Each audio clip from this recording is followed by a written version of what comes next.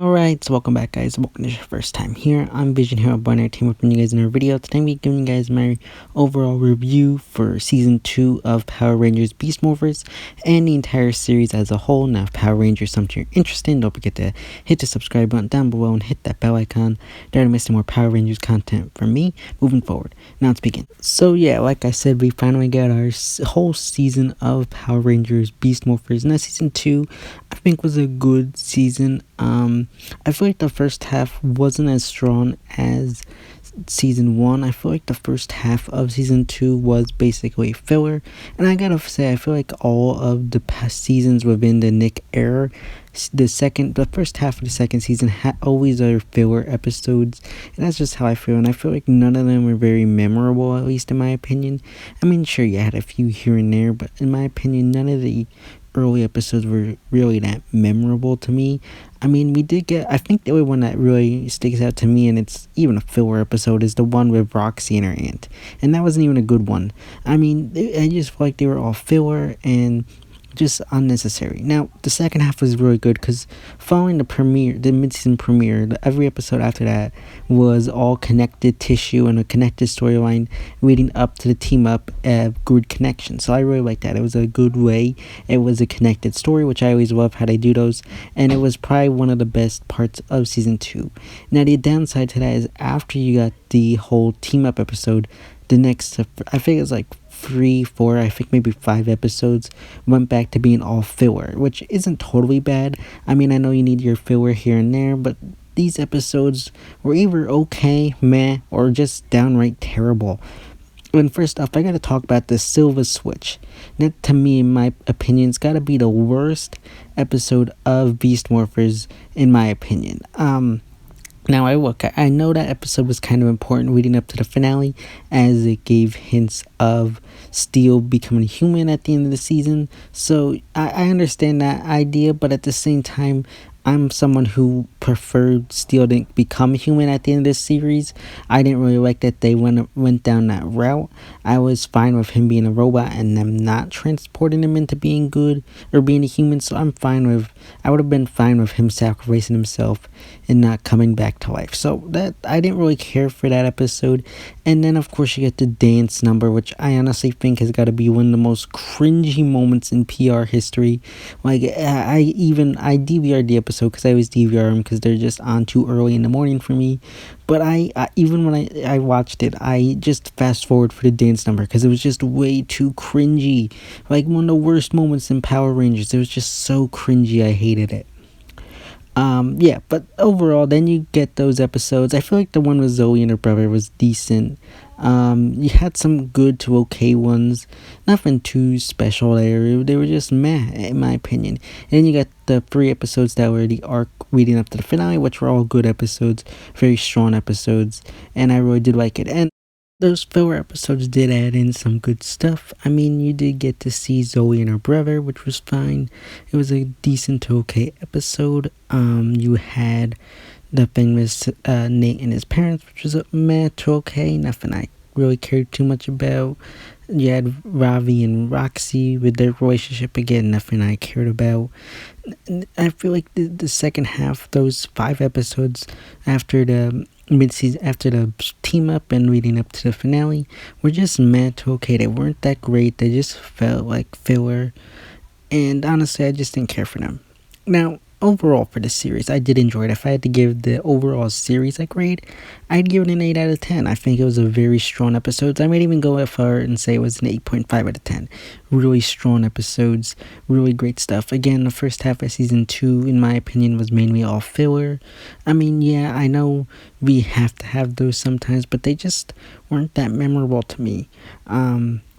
You got the first half of Season 1, which I give that a pass because the first half was mainly just character development. So I give that a pass there as it not being filler. And then the second half did have a great overarching story with Roxy and Ravi trying to get the Rangers powers and then using it with, I forget his name, the guy that was, I forget his name right now, Vargoy or whatever his name is, I think that's his name. Him showing up and using that their power against him. It was a really strong arc in the second half of season one. And again, I just really loved season one. Season two again had filler. It had some great stuff. Now the one thing I do praise Beast Morphers with was having strong villains. I feel like Scrozzle was probably the weakest though. I feel like he always detect people on the villain side are always the weakest ones. They don't really get much to do. They're just there to pretty much gigantify the monsters or just create the monsters. I always feel like they're just kind of okay to meh. But Roxy and Blaze were both really great villains. I feel like Blaze was better in season one compared to season two, and I honestly personally I like Roxy better than Blaze. I always feel like Roxy was more cunning, more sadistic, and was more evil than Blaze. I feel like Blaze ran more on anger and revenge and stuff like that compared to Roxy, and I really liked Roxy. I also feel like she was one of the characters more that was willing to take risks. I mean, she invited herself with that rare dinosaur DNA. I feel like she was willing to take more risks in trying to defeat the Rangers compared to Blaze. I mean, he was a good character, but I still feel like Roxy was more on, taking chances, willing to do what it takes to take down the Rangers. Well, Blaze, like I said, kind of ran on more competitiveness between her and just anger and, kind of just, revenge and stuff like that. I just didn't feel like he was that important. And then you got Blaze and Roxy. You had the first half where they were in the coma, and then you have them brought back in season two. And the issue I have is the human Roxy and Blaze didn't really get much to do in the second season. You get them here and there, but they weren't really even there in the entire season. It just felt like they were, not necessary. And it just frustrates me. I don't know if this had to do with the fact that the actors were playing the robots, so they weren't always there to fill in that role. So they were just kind of left to the sidelines, and they couldn't pay the actors that much to fill in that civilian mode. I honestly do believe that could have had an impact on them being there in the civilian setting. But overall, yeah, I liked Roxy better. Blaze is good. And then, of course, you got the twist that evox was venjix. Great twist. And I know people probably saw it coming, but I honestly didn't expect it just due to the way that Nick and Saban have carried and, done Power Rangers in the past decade. I didn't have any faith that they'd actually pull off that twist, so it was a very big shock to me. And then you got the team up episodes, which I really did like. The Dino Charge team up was pretty good. It was a decent team up, and it had some really great stuff. And then you had the Grid Connection team up, which is really great. The only con here is, of course, and you can't really escape it, is the unmorphed Rangers there with like the Dino Thunder and the other MMPO Rangers. I know you can't get really around that, but it just felt off. You could easily tell that the Dino Thunder Rangers weren't the actual voice actors, and I feel like the team up, I feel like it could have helped if it was a two-parter. And I honestly feel like you could have cut out one of the filler episodes in the second half and given this a two-part episode. If in my honest opinion, and this is just because I hate the episode and the fact that I feel like Steel becoming human at the end of the season wasn't necessary, I would cut out the Silva Switch. I feel like that was, wasted episode. It could have been used better off in making this a two-part episode. And I understand that it was like a 3-episode arcing episode, but at the same time I feel like the team up could have been beneficial if they had done it. Plus I didn't really like the dance number, like I said, in the Silva Switch. Very cringy PR moment, so I really didn't like that. But yeah, like I said, it was a very strong team up. We haven't gotten one in a while. Again, another con I probably would have is them not bringing the voice actor back for Goldar. I mean, that's a small thing, but I do kind of wish they had brought him back for that. That might be a nitpick, but I don't like how they did that. And then you have the Megazord fights, and we all know that the Zords for Dino Thunder were destroyed, so it just didn't match up with continuity there. So I take off points there. But it was a good, strong team up. Really great stuff throughout the season. Again, all the characters were great. My only con here would be Steel was probably my least favorite. I know Steel was probably a fan favorite, but I don't know. The voice actor I didn't really like, and the just the characteristics of the character just felt over the top and annoying at times. And I get what they're going for with him wanting to be human and everything, but I didn't really like the voice actor. And again, some of his mannerisms and some of the things he was doing half the time just felt way over the top. So I take points off there because I feel like they could have toned him down a bit and made him a better character. But again, overall, really great cast. Love the 3 core Rangers. Nate was a good actor. I also like how they incorporated Mayor Daniels in there a good amount. You had Commander Shaw. I feel like she wasn't that great of a mentor. I feel like she was a weak mentor in my opinion.